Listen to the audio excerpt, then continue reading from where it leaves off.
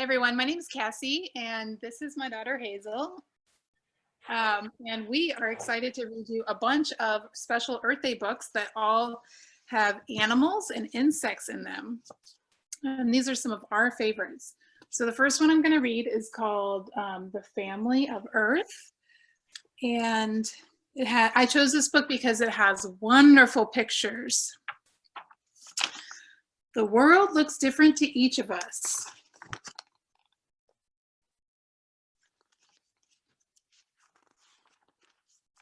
To the gorillas, the world is a vast green forest filled with trees to climb and leaves to eat. To the lions, the world is an endless grassy plain, sometimes hot, sometimes dry, sometimes green and wet.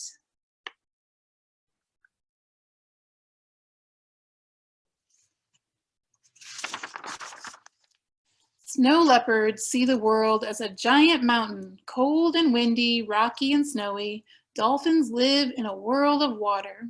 Their world seems to go on forever, constantly changing from light to dark, warm to cold, and shallow to deep.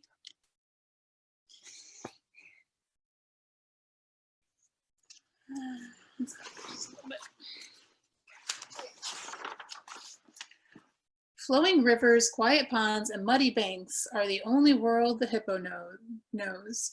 We all live in our own worlds.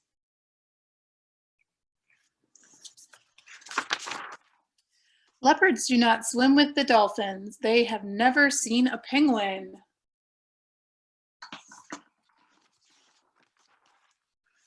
Lions have never climbed the towering windswept peaks that snow leopards call home.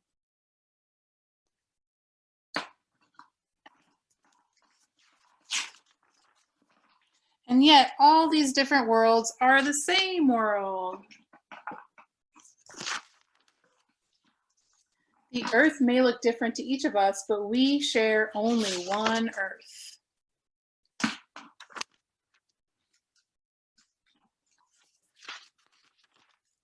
We share the canyons and the oceans. We share the same sky.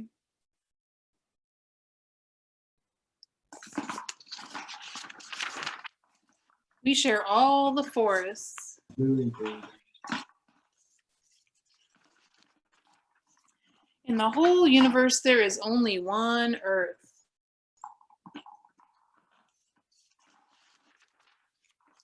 The Earth is made from stardust. Our bodies are made from the Earth. We are the Earth come to life.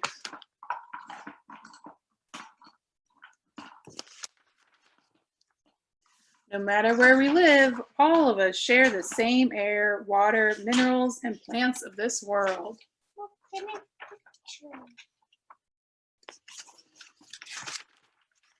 The world may look different to each of us, but we all share the same earth.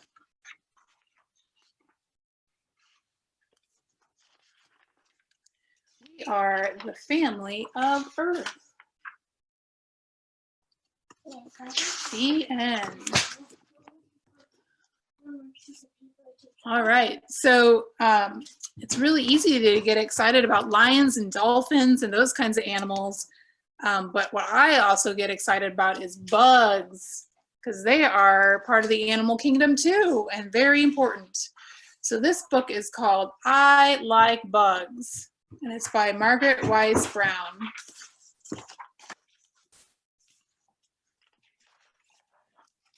Hazel, do you like bugs? Nope. If you guys who are out there in the audience, if anybody wants to put their video on, then I'd like to be able to see the audience. I'd like to know if people love bugs too, the other kids. Do you like bugs? Raise your hand. Yay, good. I like bugs. Black bugs and green bugs. Bad bugs and mean bugs. I want to see them. What ones are bad? Naughty. Hazel wanted to know which ones are the bad bugs. These are ants, which really aren't bad bugs, but they're being naughty because they're carrying away this picnic food the chips in the chip bag. And then what heart eats mean? Oh, now these are bees. So some people think bees are mean bugs, but bees are super important because they pollinate flowers. And they make honey for people. And they make honey for people and for themselves. And they only sting if someone's being mean to them. Any kind of bug. Bug in a rug? Oh, that's ridiculous. That's ridiculous. A bug on the sidewalk. A bug in a glass. I don't know how it got in there. I wonder how it got in there. And he's laying down and sleeping. I've had a bug in my glass before. I was not very happy about that. I like bugs. Which kind of bug was it? All kinds of bugs. Round bugs and shiny bugs. I really like shiny bugs. Fat bugs and buggy bugs. Which one is a buggy bug? This is a buggy bug. It's a praying mantis. Those are actually one of my favorite. And a caterpillar. Yeah, this is some sort of caterpillar that just ate a bunch out of that leaf. Big bugs, ladybugs. I think it's a fruit, but he got bigger from the... Ah, this bug got bigger from the magnifying glass. Good point. I like bugs. The end. Now that we know that we all like bugs and that all bugs are important, we can read about spider's lunch. These are called garden spiders, and we found 2 egg sacs from garden spiders in our yard, and we are waiting for them to hatch. It's very exciting. Oh, no. You need to be quiet, sweetie. It's a hot summer day in a garden. Do you see something in the grass? Hazel, where's something in the grass?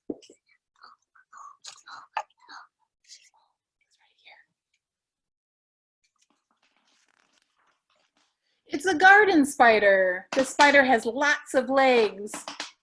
Can you count them?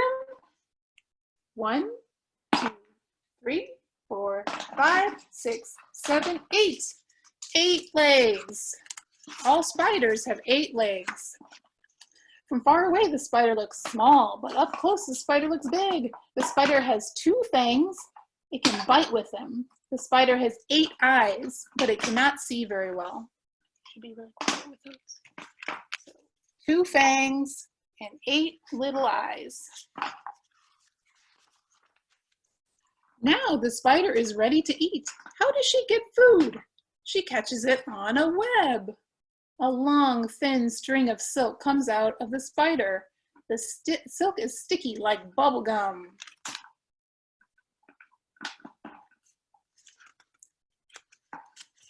Have you guys ever touched a spider web? They're sticky, aren't they? Now the spider web is done, or the web is done. The spider sits on the web. She waits for something to land on it. And waits and waits and waits. The interesting thing about these garden spiders is that their webs have one line of really distinctive zigzags, and it looks very, very cool. So you know you see a garden spider's web when you see that little ladder that they stitch in there. As soon a fly flies by, zap, it's stuck in the web. It's the spider's lunch. So most lunchtime here, who's gonna have some flies for lunch? Anybody? No, not me. The fly wiggles, but it cannot get away. The spider's web is too sticky. The spider cannot see very well, but she can feel the web wiggle. Wiggle, wiggle, wiggle. The spider runs out on the web. She bites the fly with her fangs. She wraps it up in silk, and now the fly cannot move. This is the spider's lunch.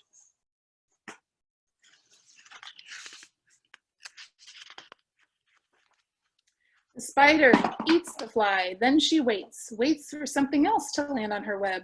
Maybe a little beetle, maybe a moth. Soon a wasp flies by. Zap! It is stuck in the web. The wasp makes the web wiggle a lot.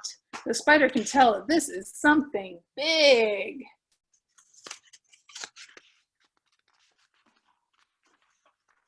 The spider is not that hungry now. She does not want to eat the wasp. She walks out on the web. She cuts the web around the wasp. It flies away.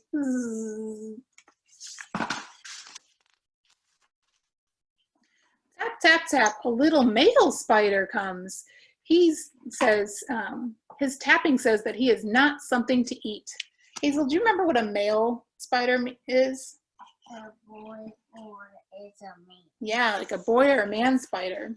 The two spiders mate, and then the spider or the male goes away. Fall comes. Now the spider is ready to lay eggs. She spins more silk. She is making an egg sack, a bag to hold her eggs. The spider's work is done now. Soon she will die.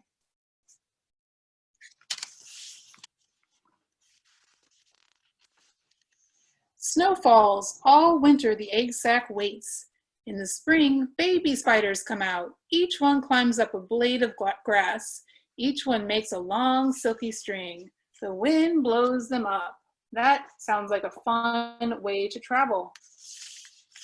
I would like to do that. Each baby spider finds a new home, a new place to spin a web. All right. So who likes spiders? Mommy.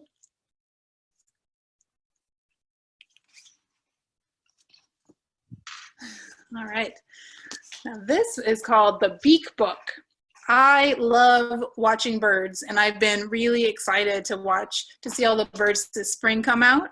And we have a little bird feeder outside of our window, so we see all sorts of birds coming to the feeder. This is called the Beak Book. Do you want to help me with this one, Hazel? Okay. This beak is red, and this beak is brown. Count the birds on the end of the book. This beak is up, and this beak is down. This beak is open. This beak is shut. This beak can peck. This beak can cut.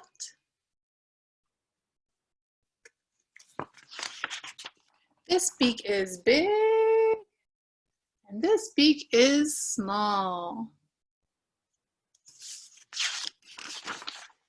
Two beaks together. All right, who's been counting? That's 12 beaks in all. You're gonna count for us? Can count this way or this way? Count quickly. Well, which way? This way. One. Loud. 1, 2, 3, 4, 5, 6, 7, 8, 9, 10, 11, 12. You got it. And I'm going to read just a little bit more information about each of these birds. So every bird has a bill, which is more commonly known as its beak. Beaks are feeding tools for birds and come in many different shapes and sizes. The shape and form of a bird's beak is a good indication of what that bird eats and how it gets its food. The cardinal, which is that red bird right here, has a short, strong beak, which is particularly well suited for eating seeds. Not only can the cardinal easily pick up small seeds, but it can also crack them open with ease. The sharply curved beak of the parakeet, which is this one right here, with the brown beak, provides more leverage than the beaks of many other birds, making it easy to crush very hard objects like seeds and nuts. Parakeets also eat insects and fruit. Robins, which we've seen a lot of, this is a baby robin, and robins live all over St. Louis.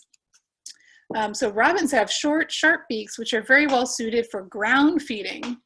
They use their beaks to pull up worms, which I've seen a lot. That's fun to watch. Scratch among the dirt and leaves and uncover insects, snails, and fallen fruit.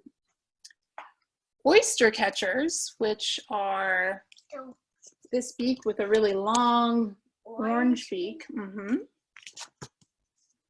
They live on the shore and they use their long, strong bills to open up the shells of hard-bodied sea creatures like mussels. Sometimes it smashes open the shell of crabs, oysters, and mussels to eat the insides.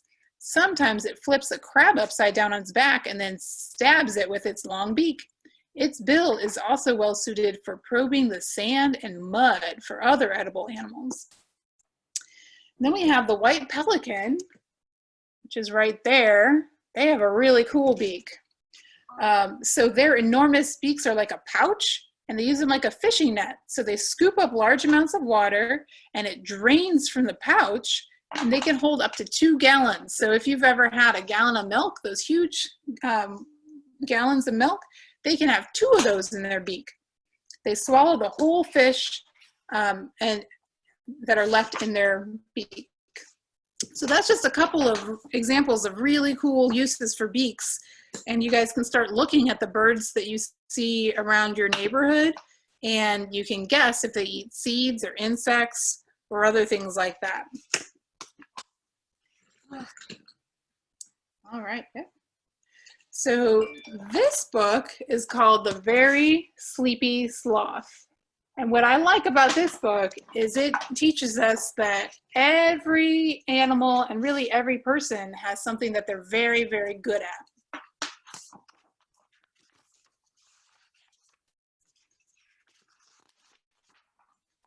Early one morning, deep in the jungle, Sloth was fast asleep, but the rest of the animals were wide awake.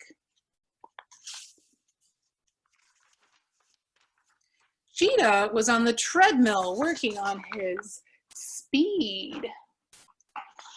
Elephant was lifting heavy weights working on her strength. While Sloth stayed in his hammock working on his sleep. That Sloth is so lazy, said Cheetah.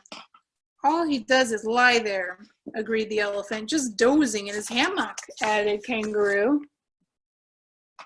Hey, Sloth, called Monkey, we're all working hard here. Why don't you get up and do something?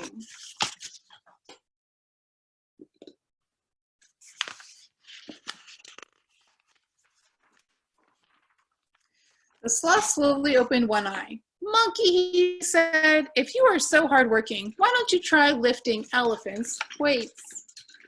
Easy, said Monkey, and he tried to lift the weights. Elephant giggled as oof, Monkey toppled right over like this. Oof. Elephant, said Monkey gruffly, if you think it's so easy, you jump like Kangaroo. So Elephant tried to jump on the trampoline like Kangaroo. Kangaroo shook her head as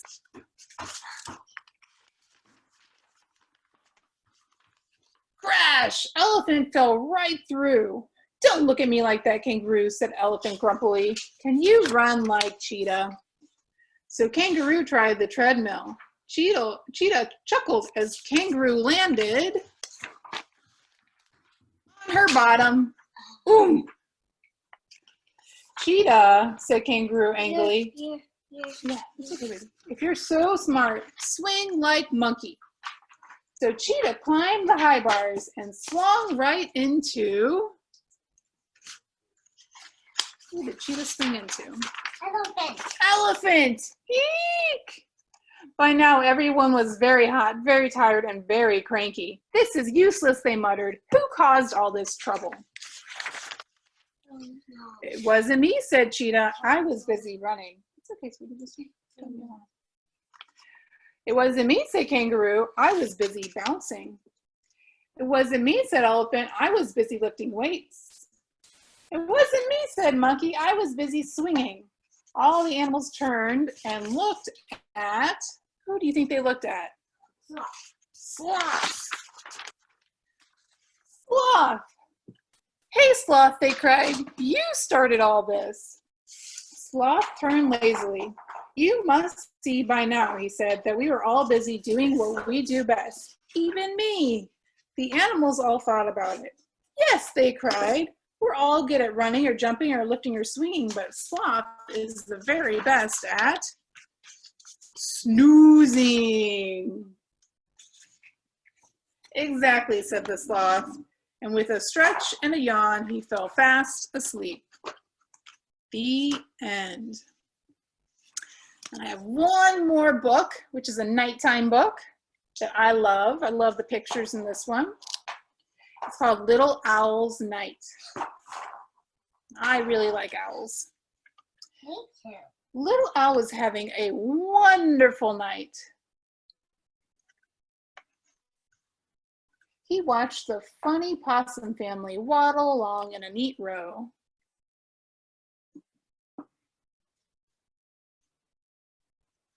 Hedgehog sniffed around the mushroom patch, and Skunk was eating berries because he could find no snails. He wasn't looking very hard. He wasn't looking, but oh, there's the snails right over here. By the river, beavers gnawed at the trees. Turtle hid in her shell as fireflies danced all around. We're going to be able to see fireflies in a couple months.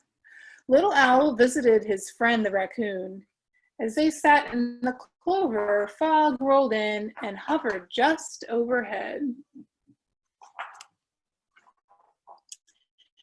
Moths fluttered towards the moon. Silver dust fell from their wings. Little Owl wanted to follow, but it was time to head home. On the way, Little Owl flew by Grumbly Cave. Bear was inside, snoring up a storm. Don't sleep all night, said Little Owl. I want to show you the moon. The bear is sleeping over there.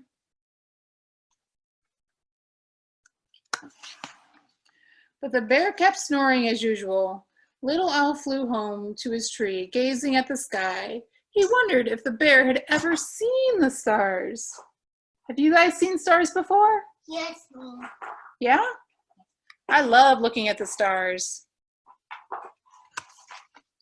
Little Owl sat on his branch. How he loved the night forest.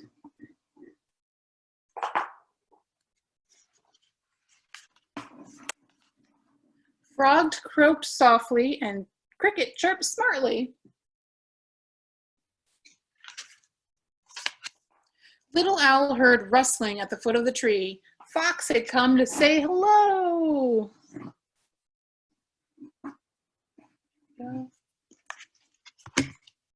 It was late now. The bats were gliding home. Mama, Little Owl whispered, tell me again how night ends. The moon and the stars fade to ghosts, Mama said. Spiderwebs turn to silver threads. Dewdrops sparkle on leaves and grass, and tiny stars, like tiny stars coming down.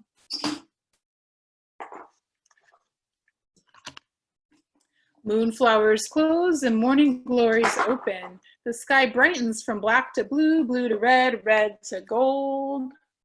Beautiful sunrise. The rooster crows, the crows caw, and the day begins, said Mama. But Little Owl did not hear because he was fast asleep. All right, those are all of the books that I picked out for today. Thank you all so much for listening. And yeah, have a great rest of your Earth Week. Bye, everyone. Do you want to wave?